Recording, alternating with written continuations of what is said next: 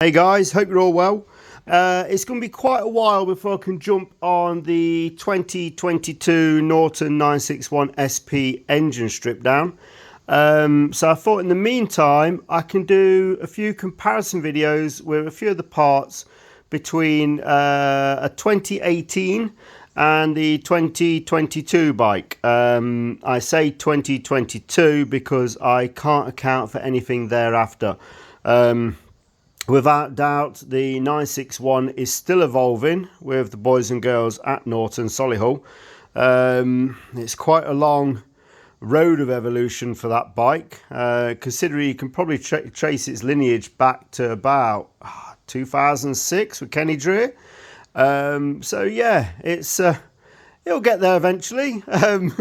No doubt, it's a long way from where it began anyway. So yeah, moving on. All I've done here, I've just grabbed a few bits and bobs. I'll do a few tonight. If I get a chance tomorrow, I'll do a few more. It's just when I'm packing up the workshop for the day. So to start with, oil coolers. The 961 has seen a few different oil coolers. Three spring to mind. This design is the 2018. There's also the aluminium one as found on the likes of predominantly on the Dominator. And then there's a slightly earlier design as well, which actually my favourite, which has got the sides at an angle. I always quite like that one. This one though from the 2018, it's got Norton on the top. Mounting points are 90mm apart. Oil hoses there. 8-row oil cooler. Does the job. Does have issues though. Not so much the cooler's good. Apart from the mounting for it. So we had quite a lot of these bikes where the front of the oil cooler would contact the front mudguard at the rear under full suspension drop. Norton's answer to this was shorten the oil hoses, which, yeah, it brought the oil cooler back, so it sits quite far forward. You shorten the hoses and it drags it back. It's not great though. It does put strain on the oil hoses themselves if you get a bit too carried away with it, but it does stop the oil cooler hitting the mudguard, so you're rocking a hard place with that one. The new one, it's dropped down to a 6-row oil cooler from an 8. Design wise, I do think it does look a lot better. To me, it does look like the original Kenny Dreer one, which was quite a small little oil cooler, as this is. No doubt they've done their testing back to back and they've come to the conclusion that actual cooling is the same. I doubt it's improved, but you never know. The matrix is a lot tighter. There's a lot more pleats in that area, whereas this one is quite wide. So yeah, a lot more pleats to catch the air as it goes over the matrix.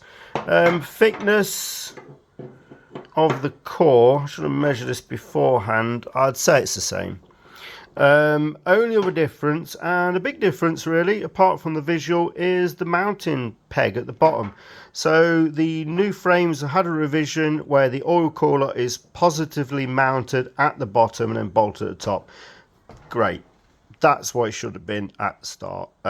Instead of the oil hoses being shortened, this is the ideal solution. I mean, better than the oil hoses would have been at least a bracket that maybe could have bolted on that small cross brace at the front of the frame. But I suppose shortening oil hoses is free to Norton, so that was the fix at the time, and this is Solihull's fix now. Yeah, thumbs up for that one. That's all good. Next up, chain guards. So this one is a 2022 and this is a 2018. Sorry, yes, that one will retrofit to a Donington bike. They're both 90mm across on the mounting points, but you will have this lug sticking out at the bottom. I suppose you could easily just cut that lug off though and touch it in. And onto that, Alexon, that brand is made in Thailand. I can't remember where the other one was. I've got Pace Products, a UK firm, on the brain. I'd have to double check on that if anyone's really interested. But yeah, I'm pretty sure that was Pace. Yeah, no, that was. I like the addition there, Norton stamped on it. You know what I mean? The thought was behind that. I think with Alexon, really, if I was in the position of fitting this, I probably would just wipe that off. It doesn't take an awful lot of effort to remove that sort of paint. Yeah, so I would have deleted that. If I deleted that, then I wouldn't have known that it was made in Thailand. Nothing wrong with that, I suppose. Plenty of good things come out of Thailand. Apparently Triumphs do as well. So, chain guards. Initial impression, look identical. Same design. Powder coat does look a lot thicker on the 2022 one over the 2018. I'd say the 2018 has a nicer finish on the powder coat. The 2022, the powder coat looks very thick on the edges, and you tend to find when powder coat is very thick on a sharp edge, it tends to chip easy. But as I say, it's a 2022. This might have been addressed in quality by now.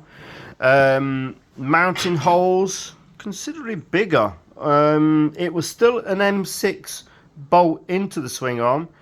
I can only assume what they've done, they've widened that up to clear the fixing on the swing arm. Let's have a look. Up we go. Let's have a goosey at this.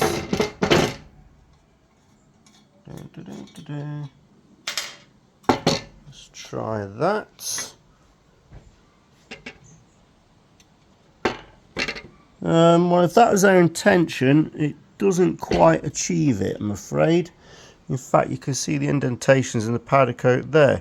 I'd get why they do that though, because the original chain guard sits proud of the swing arm, which means it's not properly supported, which will be one of the reasons that they're prone for fracture at the front. So yeah, if that's their intention, I mean, they might widen it up on a newer one. But I'd guess that's what they're going for. There's still marks here where it's been contacting on the right hand rear shock absorber. They've put a nice radius at the front. I like that. Well, I'm chucking it around, aren't I? So there's a nice radius there now. It's just a horrible right angle on the 2018. It's still an almost right angle on the mounting, but they have enlarged the mounting quite a bit. So it does look a lot more substantial. Again, the hole is a lot bigger. There's no reason for that one because that sits on top of the rear hugger. They might have done that hole for adjustment then. I don't know. We'd probably have to compare that against a 2023 bike to see if that was just, you know, something on an early bike that they were dicking around with. It's looking slightly revised there as well. Slightly deeper there compared to there. But apart from that, yeah, there's not an awful lot of change. So yeah, it looks like they've definitely addressed the issue of it fracturing here. But apart from that, it's pretty much the same. And yes, that will retrofit onto a Donington bike. Good news, because they are really prone for braking, as many of you will know. I think the best upgrade really, just buy a carbon one and be done. Looks a lot better, suits the bike a lot better. ECUs. So, what order we got here? Set my OCD. Donington 2018, 2022. Both Omex Euro 4, because the bikes are essentially a Euro 4 bike. They're all being MSVA. They're not homologated because obviously we've moved on since Euro 4. To be honest, they only just scraped through Euro 4 in the first place. But yeah, ECUs, they are the same unit. Difference firmware is different now. So I've got firmware number is 01 Victor 32, and on this one 01 Victor 33. Although when I plugged it into map 4000, it came up as 01 Victor 34. The date stamp on the wiring harness was actually 2018, so I know that that will interchange with a Donington one, no problem. I will be doing a back-to-back on these two. On this one, I'll stick in a short stubby exhaust map with cat, because that's what that should have been programmed with, because that's what was on the bike when it came off. I'm assuming the firmware number difference might be because there's been another change since this bike I've got, the 22 one. It has lambda sensors fitted, and yet I've noticed that sales bikes that have been out there, I've noticed they've got blanks instead of lambda sensors. So whatever I do find comparing these two ECUs back to back, it will not be 100% as a direct comparison to what is now being sold. So yeah, put that straight out there. It can't be taken as gospel, but this will be what people have been road testing on. So reviews from late 2022, they'll be basing the fueling on what be on that one.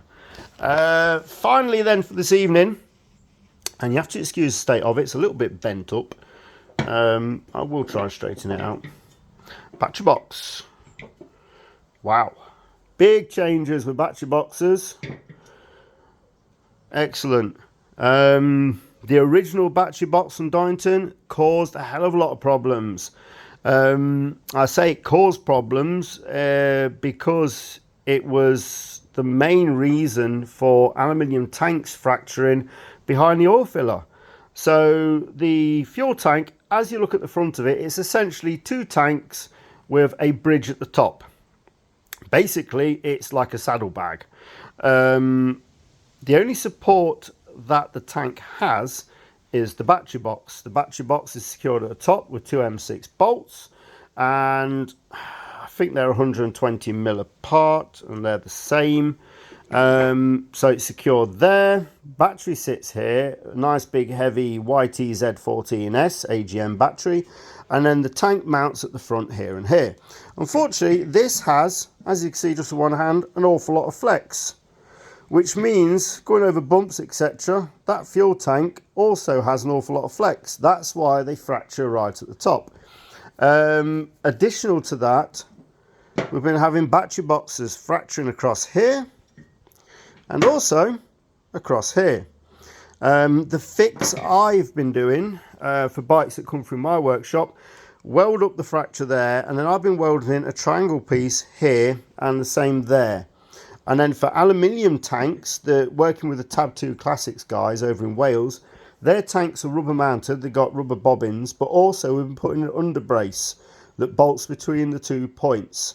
And that stops all that flex. The underbrace, I am working on a universal underbrace to suit the Donington made aluminium tanks, because we do really need to nip this in the bud.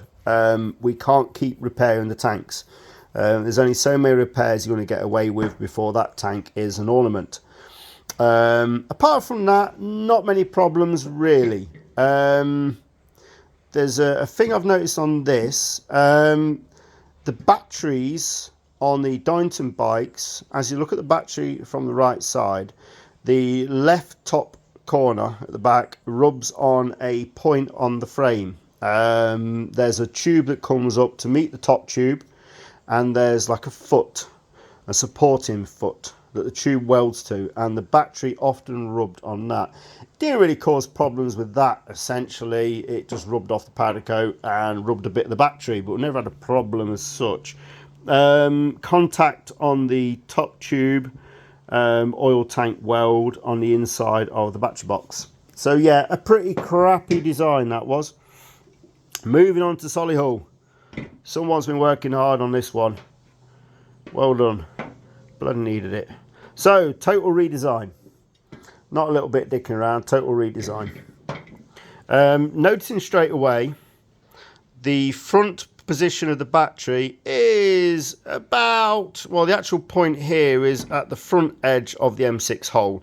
It does have a little bit of foam in there, but I can feel the foam completely compressed, so it has had the battery up to that point.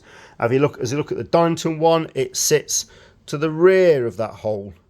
I'm not exactly going for an accurate measurement here, but visually you can see straight away it's moved forward about 6 mil.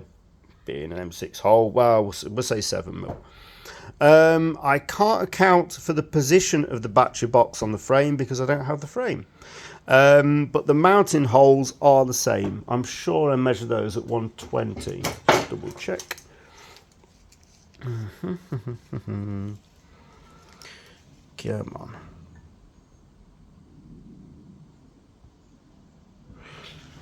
Yeah, so 120. So yeah, position of the holes is exactly the same.